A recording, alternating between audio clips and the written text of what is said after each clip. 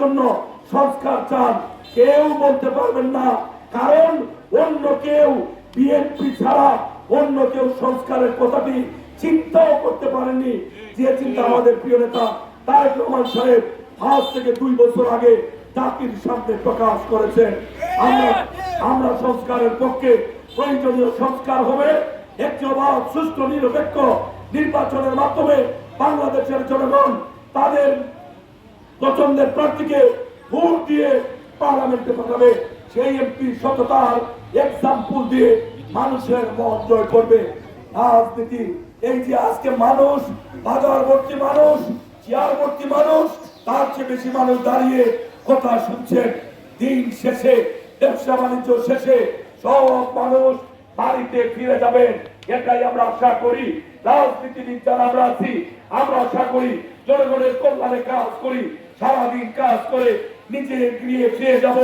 কিন্তু এমন কাজ করা যাবে না যে কাজ করলে আওয়ামী লীগের নেতাদের মতো বাড়িঘর ছেড়ে, এলাকা ছেড়ে, দেশ ছেড়ে বিদেশে পালিয়ে যেতে হয়। এমন রাজনীতি যেন বাংলাদেশে আর কোনোদিন ফিরে না আসে। বন্ধুগণ, আজকে আওয়ামী লীগ পালিয়েছে, আওয়ামী লীগের অপকর্মের জন্য আওয়ামী লীগ জড়বিচ্ছিন্ন হয়েছে। আমরা বিএনপি ওয়ালারা মাঠে ময়দানে ছিলাম। আমরা সুন্দর ব্যবহার দিয়ে মানুষের হৃদয় জয় করব। যতদিন বেঁচে থাকবো মানুষের সাথে মিলেমিশে আমরা নিজ গৃহে থাকবো। মৃত্যুর স্বাদ জন্মিয়ে মরিতে হয়। প্রত্যেকটা মানুষ আমরা মৃত্যুর স্বাদ গ্রহণ করব। আমরা আশা করি আমাদের মৃত্যুর সংবাদ শুনলে ভারত বাংলার স্রোত আমাদের পানির দিকে যাবে। মানুষ আমাদের কাপন দাপনে অংশগ্রহণ করবে। বিশাল জায়গায় আল্লাহর কাছে ফরিয়াদ করে আমাদের জন্য আল্লাহর কাছে দোয়া করবে। সেই জন্যই কবি বলেছেন, এমন জীবন গড়িবে গঠন, মরণে হাসিবে তুমি, কাঁদিবে ভুবন।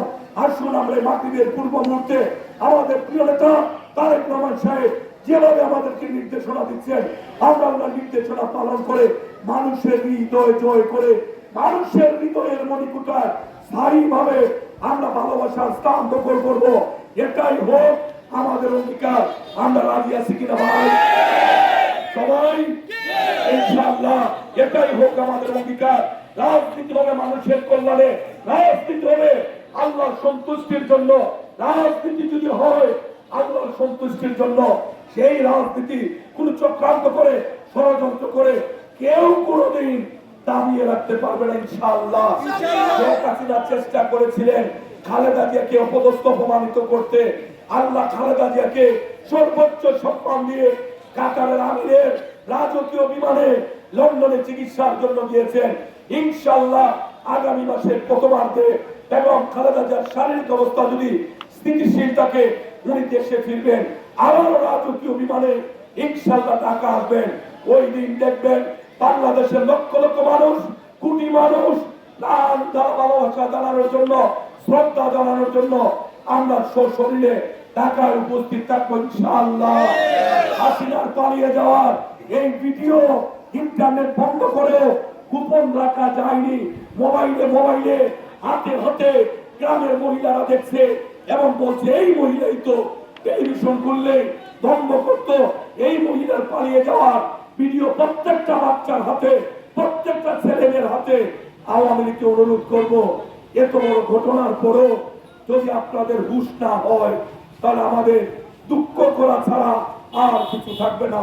তাই আর কথা না বাড়িয়ে মাগরিবের পূর্ব মুহূর্তে বিএনপি যারা আছেন সবাইকে অনুরোধ করব, আওয়ামী লীগ যত অপকর্ম করেছে, আওয়ামী লীগ যত অন্যায় করেছে, ন্যায়ের পক্ষে আমরা অবস্থান নেব ইনশাআল্লাহ।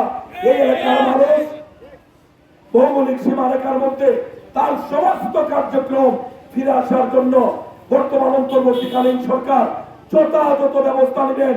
এক ইউনিয়নের মানুষ অন্য ইউনিয়নে যাবে, এটা হতে পারে না।